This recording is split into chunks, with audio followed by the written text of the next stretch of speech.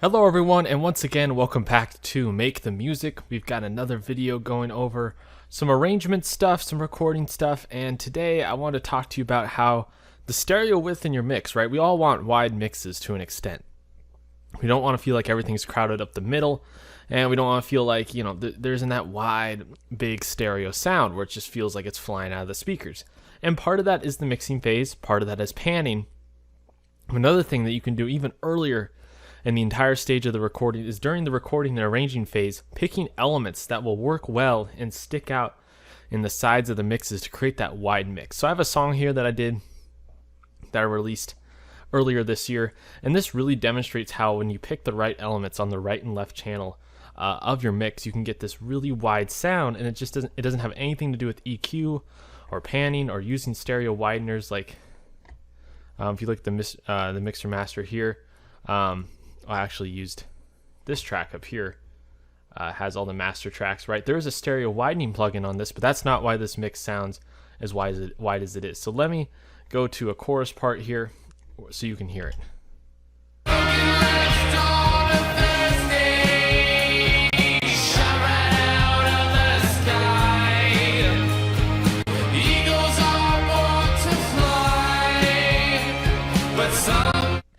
Alright, so that mix sounds decently wide. I mean, to me it sounds wide, it fit with the reference, but why does it have that width? And so what I want to go over is I have a couple different elements that are panned right and left that are really distinctive that help it kind of stick out. And I'm going to mute these elements now, and you can tell me if the mix has the same width. It was these acoustic guitars here, and this tambourine track, and this percussion track. Now I'm going to play the chorus, and let's see what it sounds like.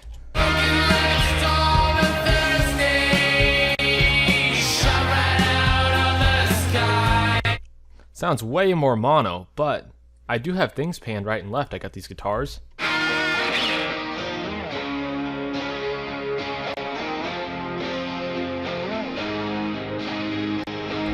They're panned hard right and hard left. I have some string elements. Get this. These different VSTs are panned right and left. But what I took out of the mix were these acoustic guitars and tambourine elements. I'm going to solo those for you now.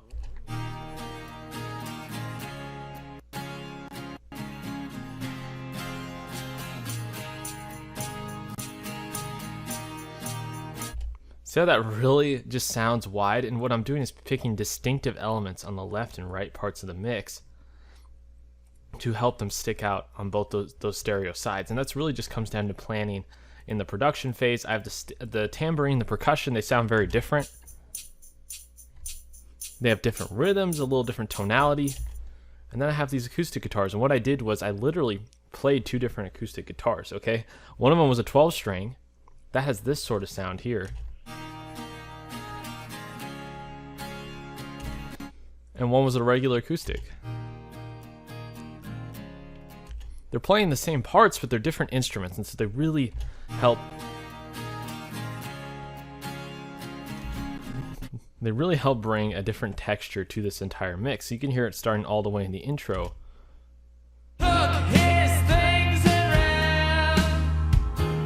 So having those two distinctive acoustic guitar elements on the edges plus the percussion really helps add to the overall stereo width of this mix, and that was all done in the arrangement phase. Obviously I am doing some EQ.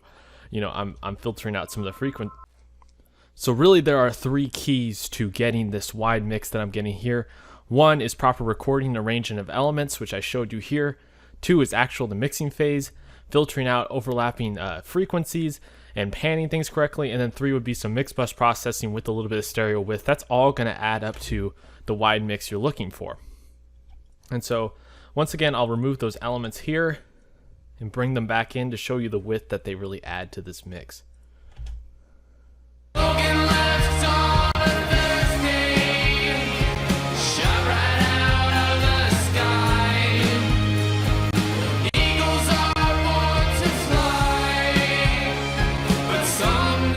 So you can really hear the width come back in when I finally include those elements, the tambourine, the percussion, and those two acoustic guitars. So let me know, what do you do to get wide mixes? What are your tricks? Let me know in the comments down below. Please like and subscribe to see more of these videos.